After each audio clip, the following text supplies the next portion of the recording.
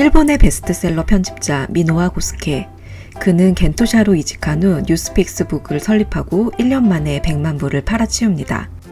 현재 1,300여 명의 회원을 보유한 일본 최대급의 온라인 살롱 미노아 편집샵을 운영하며 기존 편집자의 틀을 뛰어넘어 다양한 콘텐츠를 기획, 편집하는 괴물 편집자.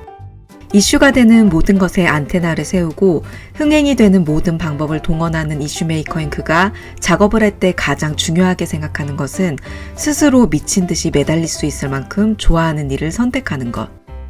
그리고 어떻게든 수익으로 연결시키며 압도적인 생산성을 만들기 위해 맹렬하게 일합니다. 그가 이슈화될수록 비난도 늘어나지만 그런 비난은 그에게 타격감이 거의 없죠. 나는 니들이 자고 있을 때도 일하고 누구보다 많은 양을 해치웠어. 그러니까 얕잡아 보지 말라고. 좋아하는 것을 선택해 맹렬히 일하고 반드시 수익을 내는 사람. 오늘은 천재 편집자 미노아 고스케 미치지 않고서야를 소개하려고 합니다. 오늘의 구성은 하나, 재미있는 것에 열정적으로 매달려라. 둘, 수익으로 연결시키며 팬을 모아가라. 셋, 자신의 이름을 브랜드화하라. 넷, 생산성을 높여라 압도적으로.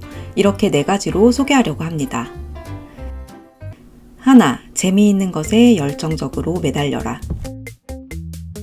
미노아 고스케가 편집자의 일에 푹 빠진 이유는 3가지입니다. 첫째는 다양한 장르에서 활약 중인 사람들의 재능을 한데 모아 칵테일처럼 만들어 마실 수 있다는 점. 그래서 책을 만드는 동안 편집자는 말도 안 되게 성장한다고 합니다. 둘째는 상품의 스토리를 만들어 담을 수 있는 사람이기 때문입니다.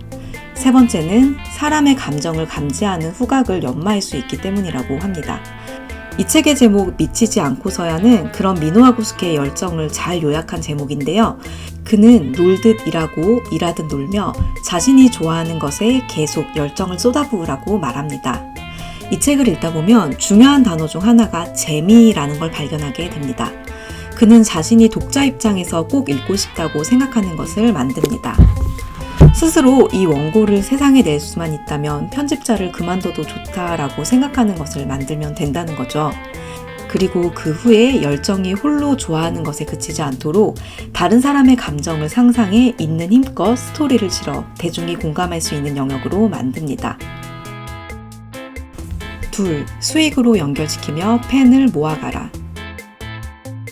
그는 편집자로 일하며 교외에 사는 게 너무 비효율적이라는 생각이 들어서 도쿄 시내의 아파트로 이사를 합니다. 월세가 월 수입의 3분의 2 이상인 시내 아파트를 빌렸기 때문에 이대로 반년쯤 지나면 파산할지도 모른다는 위기감이 있었어요. 미노아 고스케는 궁지에 몰리면 반드시 결과를 내는 스타일인데요. 이 책을 통해서 그의 위기 돌파력이 흥미진진하게 다방면으로 소개됩니다. 그는 월급 이상의 돈을 스스로 벌어야 했기 때문에 자신의 실적을 팔아서 웹미디어에 기사를 제공하는 일을 하고 편집자 양성 강좌 같은 곳에서 강의를 합니다. 그렇게 본업에 힘쓰면서 틈나는 대로 쉬지 않고 일을 하며 점차 이름을 알려가죠. 그는 온라인 살롱을 개설해서 월정액 5,000엔으로 10명을 모으자는 계획을 세웁니다. 그런데 이 온라인 살롱은 대박이 나서 수백 명까지 늘어납니다.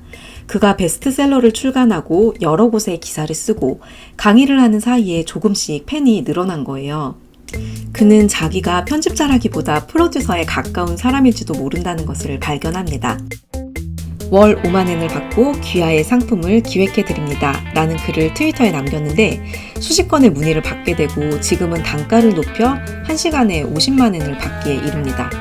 직장인인 그가 월급 외로 수익이 더 높아져 사이타마에 살던 때와 비교할 때 월 수입이 20배에 가까이 늘었다고 합니다. 셋, 자신의 이름을 브랜드화하라. 그는 겐토사에 들어간 후 내가 아니면 할 수 없는 일은 무엇인가를 아침부터 밤까지 고민했다고 합니다. 그 일로 가치를 내걸 수 있다며 편집자 미노아 고스케라는 고유명사를 브랜드화할 수 있으니까요. 겐토샤는 원래 문예와 예능 저널로 브랜드를 쌓은 회사인데요.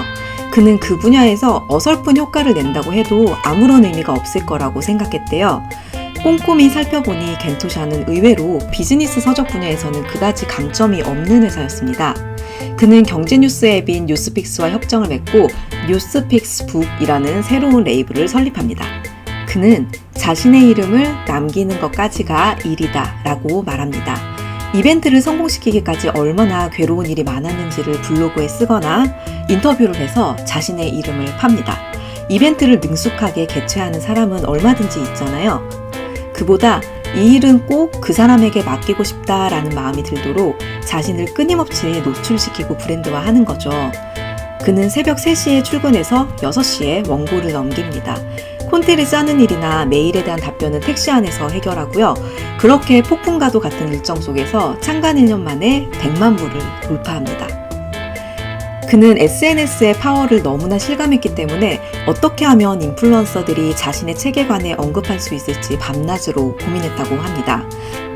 일하는 틈틈이 스마트폰을 붙잡고 낚시꾼들이 찌가 움직이기를 기다리듯이 24시간 체제로 인플루언서들의 움직임을 관찰했습니다. 그리고는 깨닫죠. 내가 인플루언서가 되면 그야말로 최고 아닌가? 그는 신뢰하는 인플루언서가 되는 것은 자신을 노출하는 것이라고 생각합니다.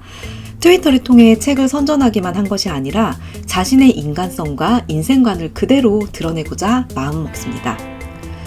누구도 말하지 않는 것을 거짓 없이 말하기 위해서는 남다른 일에 도전해 남다른 경험을 하고 누구도 성공시키지 못한 실적을 만들어야 한다.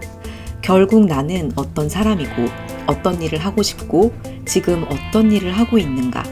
자신이라는 사람을 끝까지 파고들어야 한다.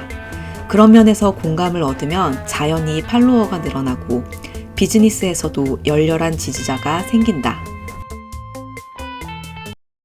넷, 생산성을 높여라. 압도적으로. 그가 말하는 생산성이란 마음을 실어서 열심히 하는 이 정도를 넘어섭니다. 그는 많은 사람이 적정 시간이라는 것에 세뇌되어 있다고 말합니다. 책은 반년, 디자인은 일주일, 회의는 1시간, 이런 식으로요.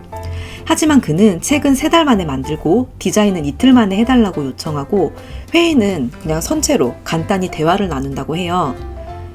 본질적인 일만 남으면 자연히 생산성이 높아진다는 거죠. 군더더기를 쳐내고 밀도 높게 해서 시간을 단축하면서 동시다발적으로 많은 일을 소화하는 게 그의 성공의 비결입니다.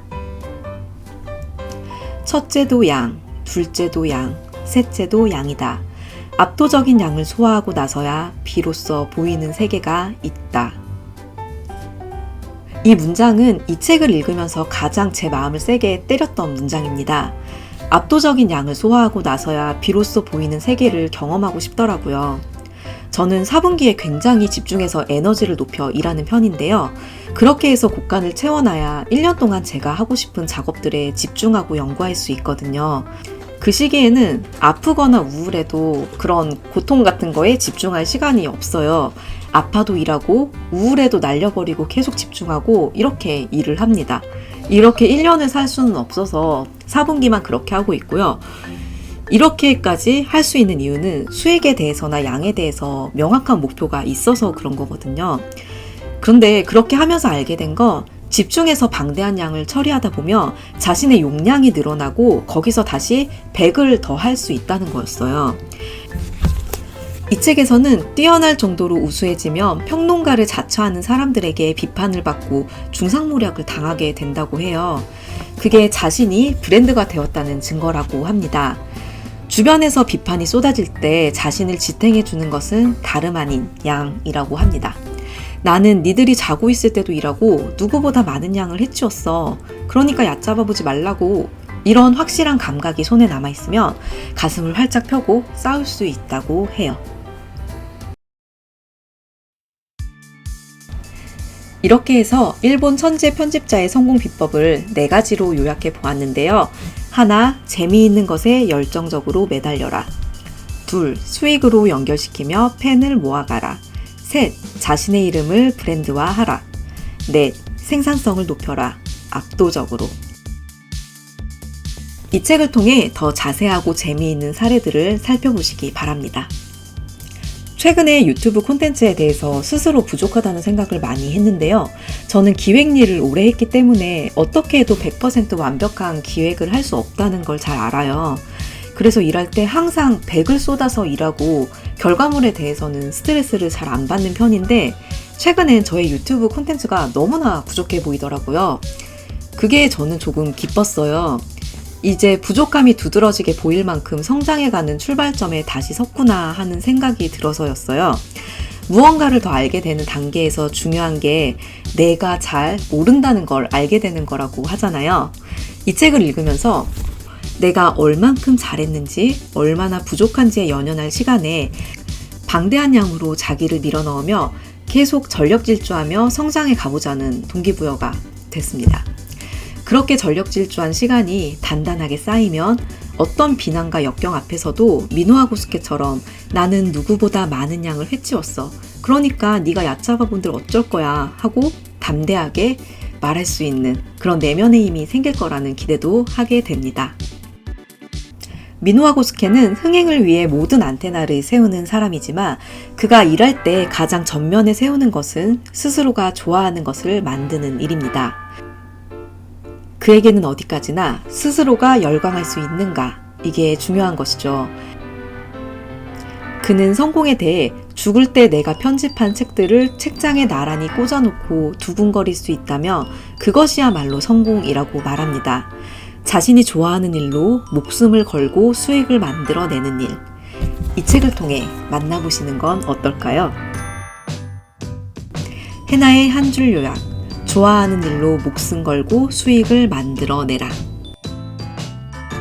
사람은 저마다 한 권의 책, 그 책을 담아내는 곳 해나책장이었습니다. 감사합니다.